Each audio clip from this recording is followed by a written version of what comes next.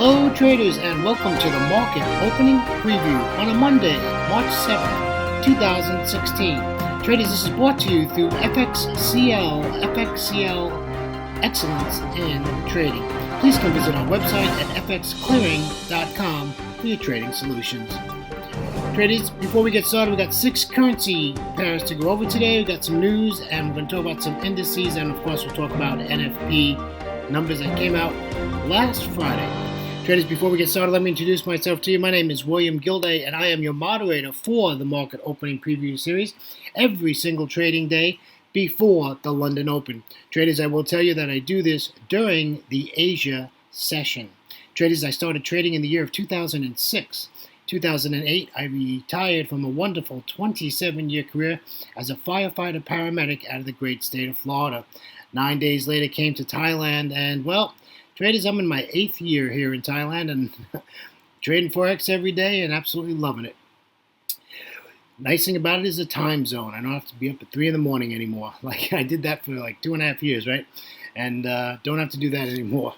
I can basically work a normal work day, up early in the morning, 6:30, and finish my trading day by 11 at night. And no, I don't sit in front of my computer that long. All right, let's talk about the way I trade. I'm a technician. I love trading charts. I love price action, price structure, candlesticks, support, resistance. I do use indicators. When I'm trading Forex, I like using harmonics. And when I'm trading options, I like using Ikimoku. I do have 3 EMAs on my live charts that I trade off of, and that's the 200, the 55, and the 10 exponential moving average. However, you need to know about fundamentals. Fundamentals is just part of trading. And as we trade as macro traders, you need to make sure that you know what's going on, what data is coming in, what data is coming out, and when it's coming out, so you can protect yourself in your trade. So that's just a little bit about myself and in my trading. Let's get the legal stuff out of the way and keep the lawyers happy. This is our risk disclaimer. Forex trading has a large potential rewards, but also a large potential of risk. You must be aware of the risks and be willing to accept them in order to invest in the Forex markets. Traders, most importantly, please do not trade with money you cannot afford to lose. Traders, always remember that past performance of any trading system or methodology is not necessarily indicative of future results. All right, let's head on over to news and commentary. I just happen to have it in front of me. Let's take a look at the economic calendar. There's not a lot that I see that's happening today. It looks like a really slow day. There is some medium impact data coming out. However, the biggest thing that I think we need to pay attention to is at 22:40 on Wall Street, and that is 10:40 a.m. in Thailand, Bank of Japan Governor Kuroda speaks. That should be pretty interesting to see what he says about their policy and what they're going to do about the yen pairs. So that will be worth listening to. As I look through the trading day, there's really medium impact. Germany has factory orders coming out today. Very light, very, very light news events into today. We still have the Eurogroup meetings going on today. I think they go on every day. If we go into the U.S. session, there is no high impact. We've only got like 3-month bill auctions and stuff like that. There's really no data in the U.S. session.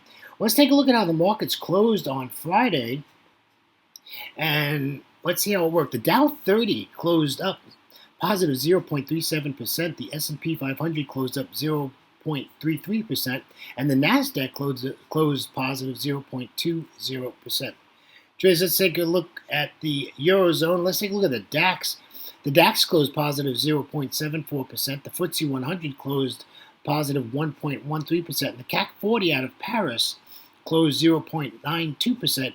And the Eurostock 50 closed positive 0.75%. Traders, let's come over to my side of the world, and these are the Asian markets. Some are open, some are closed, and I will tell you as we go through them what it is. The Nikkei 225, which is currently open, is negative 0.57%. The S&P ASX 200 out of Australia is open, and it is positive 0.92%. The China A50, which is not opened yet, should be in about 35 minutes, closed positive 2.88%. Now, Hang Seng is not open yet. However, it did close positive 1.18%. And the Kospi at a Seoul, which is open, is positive 0.31%.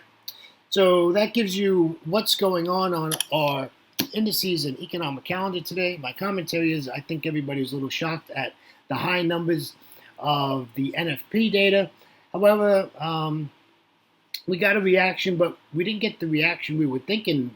Price really spiked down and popped right back up again on some of these charts. It's pretty wild the way the markets reacted to NFP data.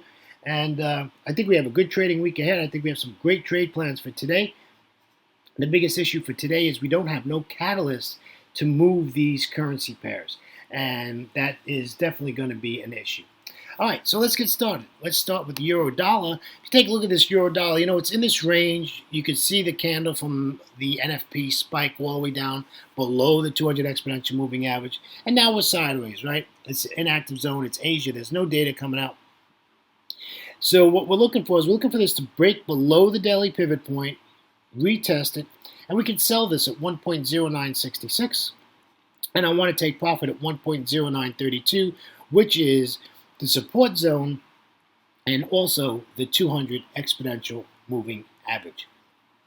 On the other side of the coin, traders, and I hate to be one side and both sides, but the other side of the coin is this can come back down to the daily pivot and just continue to the upside.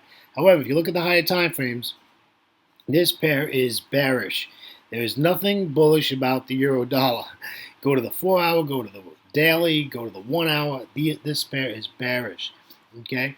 It hasn't taken out any significant highs. It hasn't done anything on the daily chart that says we are in a change of trend. So we are still bearish bias on the euro dollar. Let's go over to the Great British Pound. Let's take a look at the pound here. Basically, it looks like the same thing. It did that little spike down. Really not a big reaction to NFP. However, again, same as the euro, above this daily pivot, we need to break it, retest it. We can sell it at 1.4172, and we'll get out at the 200 exponential moving average at 1.4087. Not quite sure what this pound is going to do. It's going to be very interesting. So we'll just keep a really good eye on that. Not really looking forward to trading this. I like to call Monday Observation Monday, and we'll just see what happens today with the pound. And we'll jump in on a Tuesday. But Monday I don't think is the day to jump into the pound, especially with no data coming out and nothing to move this pair. Let's take a look at the Aussie dollar. And I know everybody is on the bandwagon to buy the Aussie dollar for the last 2 weeks. Folks, this pair is bearish. Look at the daily chart. There is nothing bullish about the Aussie dollar. And that's where I get my bias from, the daily chart and the 4-hour chart. And we are absolutely bearish. So we want to sell this. And it's broken below the daily pivot point. We're going to sell this at 0.7388, and we'll buy it at the 200 exponential moving average at 0.7303. Traders, this looks like a really nice trade, and it would be a good day for this to come back. We'd like to see the dollar come back up to the high 98 level, and that would really help this pair come back down and continue the trend to the downside. So that's what I'm looking at the Aussie dollar. So I'm looking to sell this, and I have been for 2 years. I'm always looking for selling the Aussie dollar. I'm not really looking to buy this at all. And it's at resistance, right? We don't want to buy into resistance. We want to sell at resistance and buy at support. Let's take a look at the Euro Aussie. This pair, we got to watch this now, because this pair, you can see the big red spike there. That was from the NFP numbers.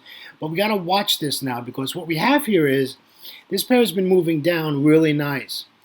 Now it's bounced off the daily pivot point, and we're going to see if this is on the up move. The big thing with the Euro Aussie is that once it gets in a move, it likes to stay in that move for 4 or 5 days and then reverse. I want to see this come up to the all-one pivot point, and that's at 1.4901, and we'll sell it at 1.4754. I'm bearish in the Euro Aussie. However, it would not surprise me to see this go all the way back up to the green line on the chart, which is a 200 exponential moving average, and sell it from there, or it's just going to keep going up. It would not surprise me. Remember, this pair trades over 130 pips a day. So, today's the day to really watch the Euro Aussie because I think that's probably going to be the trade of the day. And I also think that the yen pairs possibly can be a mover with Kuroda speaking in about 2.5 hours from now. Unfortunately, this will not be to you by then. All right, let's take a look at the euro yen. I'm bearish in this, and I know it's moved up for the last week, and it's had some up days and really nice price action, to be honest with you. It's moved up, it's gone sideways, basically fibbed and done this 3 times, and now it's come back down. But it's just at the daily pivot, and it's closed just barely above the daily pivot.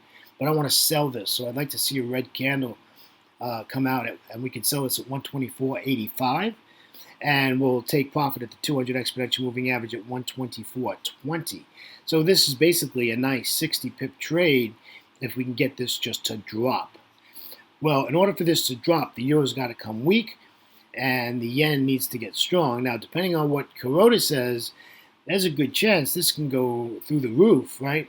If he talks down the yen and doesn't give the catalyst for the yen to get strong, which they don't want.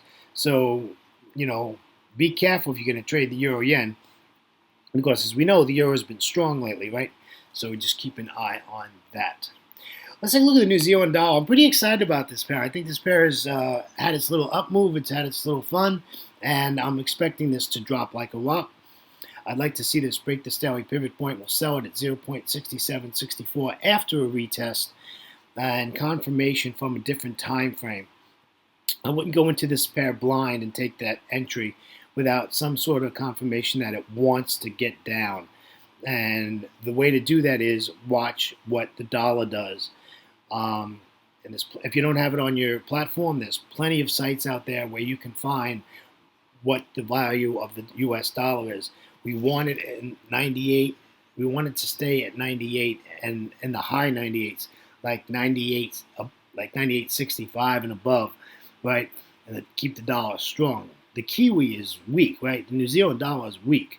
So we want the dollar to be strong, and this can be a nice trade. Like I said, we'll get in at 67.64. We'll get out at 67.01. It's a 63 pip trade. But I'm really watching this real closely today. I think this has some real good opportunities, and it's all about the dollar. Nothing to do with the Kiwi, all right, traders. Wow, early time, 2 minutes early. Getting better, I guess. Just ended up. Traders, on behalf of myself, William Gilday, and our great friends at FXCL Excellence Trading, thank you for joining us on a Monday, March 7th, 2016, the beginning of our new trading week. Traders, have a great trading day, and always remember to trade smart and not hard. Traders, we'll see you in about 24 hours. Take care now. Bye-bye.